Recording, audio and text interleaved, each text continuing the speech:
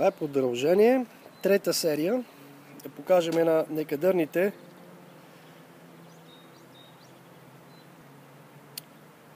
общински съветници, управата на Своге, тук е спирка Желен. Какво си направихме ние сами? Ето, докарахме си чакъла, ситно натрошения чакъл и си направихме целият път. Горе-долу около 200 метра, докъдето вижда окото. Защото тези некадърници, където им плащаме данъците и работните места, не могат да го направят. Ние си го направихме. Ето и тук се вижда всичко. И надявам се, драги съграждани, следващия път, когато се гласува, да не гласувате за тях. А по принцип, това нещо, този път, както и горната улица, по документ се водят, че са асфалтирани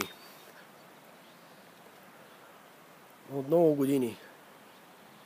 Дали Иван Иванов, бившият кмет, е откраднал парите и е писал, че тук е асфалтирано, или след него Цеката, пак бившият кмет, не се знае, но може да се пусне едно дознание, да се види наистина кой е откраднал тези пари, за които се пише, че тук е асфалтирано, но не е и е кално, и ние, жителите на спирка Желен, си оправяме сами пътищата.